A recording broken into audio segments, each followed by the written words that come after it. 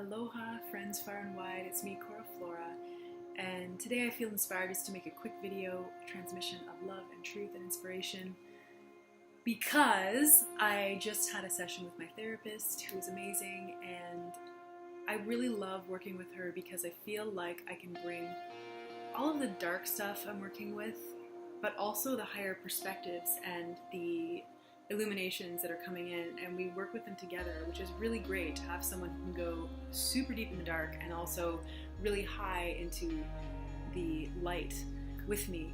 And yeah, it's been great to ask her a lot of questions. I find that's really helpful in healing sessions, to really honor that there's so much wisdom to be received from someone who has expertise in certain things. And I asked so many questions about this Golden Gardens journey and how I can make sure that it's a very supportive, sacred container to help survivors of sexual trauma alchemize their experiences into soul worth and divine wealth. And yeah, I mean, I'm so thankful, and I admit I'm still just integrating, but I just wanted to share a little flow. And one of the cool things that I really love is that with her often I can bring things that are on the leading edge of my spiritual evolution to the table, which is great because it's not just, okay, here's my human stuff, how do I deal with it, how do I make peace with it, blah blah blah, but it's like not only that, but also honoring that for many people trauma can be a spiritual awakener. And I believe it was I believe it was Peter Levine in one of his books, you know what, I gotta stop quoting things randomly if I don't entirely have the information. I will leave a link below in my YouTube video here about the Peter Levine trauma book where I read this and confirmed this, which is that, yeah, for many people trauma is a spiritual awakener in the sense that often it disconnects us from the physical realm because something will happen that's so horrendous and challenging that we disconnect. Just like when people have a near-death experience and their souls leave their bodies and then they go off and have a mystical spiritual experience, and then if it's their time to come back, they come back. I feel that very often similar things happen with sexual trauma, and I will say from my own experience I have had things like that happen. And because of that, many of us who have experienced sexual trauma have an amazing potential for spirituality. And truly, spirituality is our greatest superpower. I mean, what is the greatest power there is? God, love, source, spirit, creator. And if we're willing to look at the wounds, and shine light through them, shine love through them, we get to access an infinite portal into our greatest potential. And this is why I am doing this work, not only for myself, to heal my friends, to heal my soul family, but also to offer jewels of wisdom and codes of healing for the world. Because I really feel strongly that this wound, although it's so deep and pervasive in our society, a lot more than